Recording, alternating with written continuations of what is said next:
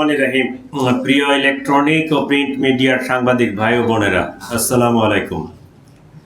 গত 8ই ডিসেম্বর সোমবার রাজধানীর মোহাম্মদপুরের শাহজাহান রোডের একটি বাসায় গৃহকর্মী কর্তৃক লাইলা আফরোজ, যার বয়স 48, তার মেয়ে নাফিসা 15 নৃশংসভাবে খুন হন।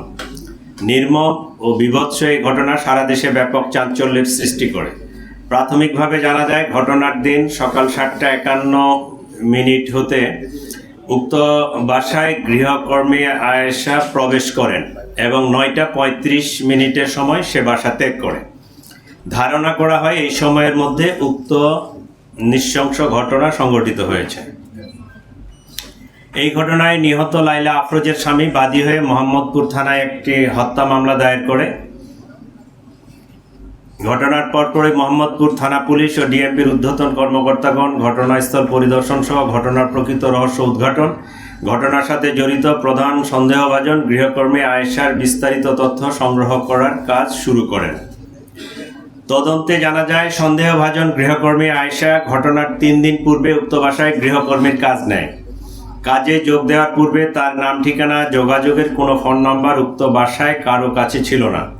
সন্দেহভাজন আয়েশাকে শনাক্ত করার জন্য পুলিশ উক্ত ভবনের আশেপাশের সিসিটিভি ফুটেজ সংগ্রহ বিশ্লেষণ করে, কিন্তু কাজে আসা যাওয়ার সময় সে মুখ ঢেকে রাখত এবং তার চেহারা শনাক্ত করা সম্ভব ছিল না।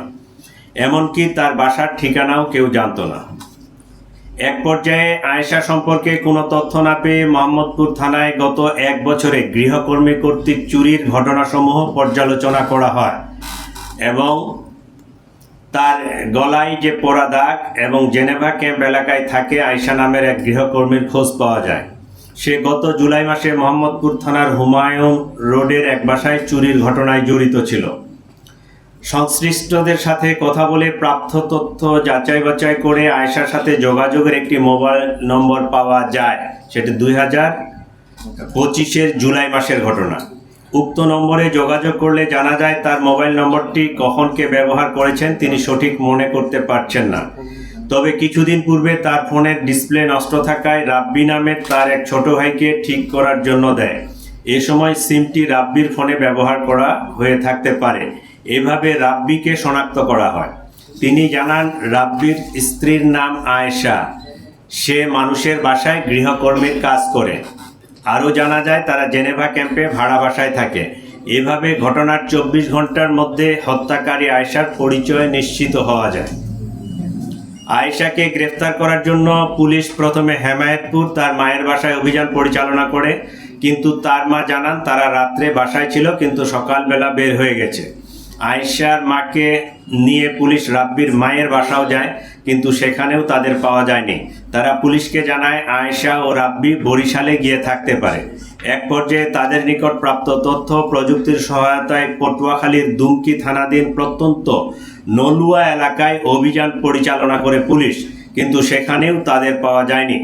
পরবর্তীতে এডিসি মোহাম্মদপুরের নেতৃত্বে থাকা পুলিশের আভিযানিক টিম ঝালকাঠি জেলার নলছিটি থানার চরকারা গ্রামে আয়েশার স্বামী রাব্বির দাদার বাড়িতে বুধবার গতকালকে 10 ডিসেম্বর অভিযান পরিচালনা করে এবং বেলা আনুমানিক 12:30 সময় আয়েশা ও তার স্বামী রাব্বিকে গ্রেপ্তার করতে সক্ষম হন।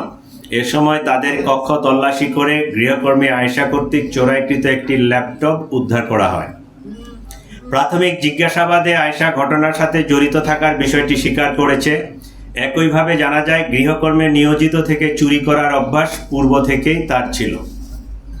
চাঞ্চল্যকর এই জোড়া খুনের কারণ অনুসন্ধানে আয়েশা বলে, কাজে আসার দ্বিতীয় দিনে সে বাসা থেকে 2000 টাকা চুরি করে।